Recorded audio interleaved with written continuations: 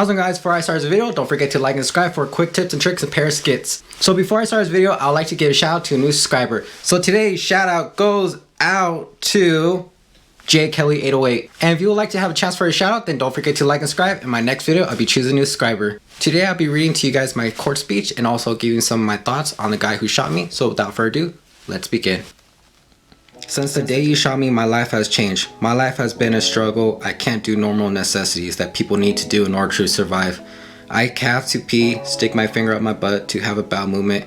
I was a normal person and now I have to take 7 meds every day, multiple times a day for depression, UTIs, wound infections, where I had to go through 3 surgeries just because of a pressure sore, which led to a bone infection.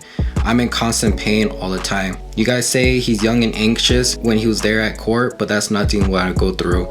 I have to live the rest of my life remembering what you guys did to me, where I have no life no more. I don't even leave the house because of my PTSD, my social anxiety, and any little things or sudden noise freaks me out, where I even on the meds to help me sleep. It really gets to me how I can't feel sexual pleasure no more, especially as a young man, or that I can't have any more kids. Since my injury, I lost 50 pounds. Since my injury, I struggle to gain weight. This life really sucks. I think it's not fair how I couldn't defend myself in court when you guys were claiming false allegation towards me. You guys have no remorse on what you did, and your guys' actions showed that when you guys were joking and laughing in court and smiling at my parents while their son was recovering in the hospital from when you shot me. You guys try and say it was self-defense when I wasn't the one who snuck back in. I wasn't the one who beat you multiple times in the head with their guns. I wasn't the one who gouged your eyes on the bed. I wasn't the one who shot you when you tried to get away and was begging for your life. You can't claim self-defense if you know you could get away, which you did, but decided to come back, and can't claim self-defense if you guys have guns and I didn't. Can't claim self-defense if you guys were the aggressor. You guys try to say I have anger issues, but not once did I put hands on you guys. I'm not the one who keeps changing up their stories. I'm not the one who needs to keep hiring private investigators. You guys know what you did was wrong and got nothing to hide, unlike you guys. Calderon's nephews say he loves his uncle while I love my daughter. She was 2 months old when you guys shot me. I haven't seen her for 2 years. Every kid or young adult messes up, and I might not have lived a good life, but I try to change for my daughter. But you guys took that opportunity from me, and anybody can shoot somebody, but that doesn't mean they're a man. It makes you guys little boys, and that's nothing to brag about. And your sister Tiffany is lucky she slipped through the cracks, since she was there and she was part of it. You guys all deserve to rot in jail for the rest of your life and burn in hell, including James, who was once my friend but betrayed me by taking your guys' side and by dating Tiffany even after what happened, when he knows we've been having problems with you guys since day one, where James tried to play mind games to try to get rid of you guys. And when I finally decided to speak up about you guys disrespect him in his household, you guys decided to sneak back and beat and shoot me. No amount of time will bring back my legs. My life's changed for the worse, and it all started when you decided to pull that trigger. So some of my thoughts is, I thought it was kind of pathetic that he needed all of his family,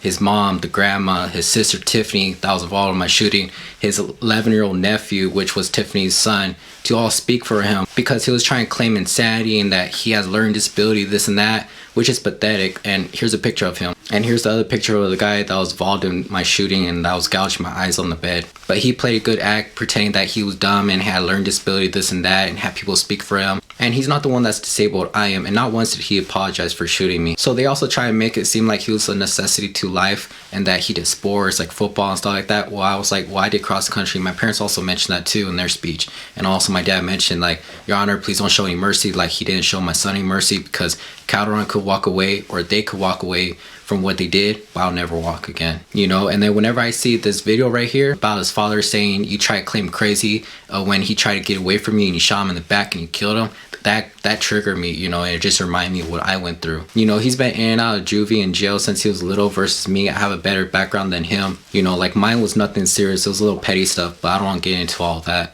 And another thing that gets me is they lied about what I did, and they would have walked away if it was for the judge because how bad they made me look, saying I was aggressor, I was blocking Tiffany, this and that, and none of that happened. I didn't have no weapon on me or anything, and it's just messed up. And what's the whole point of taking an oath if you're just going to lie in court, especially the attorney, which knows better? So if anything, they could get in trouble for lying, and I know it's their job to make you look bad, but at least speak the truth. And his action speaks for himself, especially since I found out he raped a young kid, and Calderon's about my age. I'm almost 24, and also he's in for drug charges. So he's not a necessity of life if he's been doing this for a while. So what, he's gonna like claim that he's crazy, you know, the insanity plea and stuff for raping a kid? That's still not right.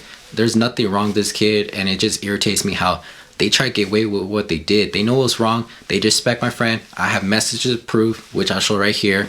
And my so-called friend betrayed me, James Perez. You know, like, yeah, I could put on blast because he betrayed me, and I was a good friend to him. And since he betrayed me, I have trust issues, especially in relationships, friendships, where it's just, I've heard things before, I don't believe it. You know, it's just, he was a good friend, James Perez, and he didn't betray me like that just over a female when we've been having problems and he wanted to get rid of them. It's just, I speaked up about it. Like, if somebody disrespect my family or friends, I wanted to speak about it, and this been going on for weeks, and it just wasn't cool. You know, he had to leave his house every time there's an argument while they stay there. That's not right.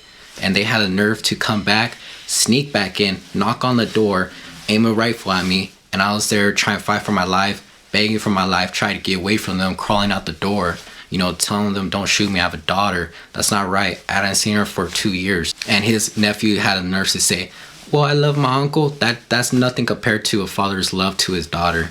So anyways, if this video was entertaining or educational, then don't forget to like, subscribe. Until next time, bye.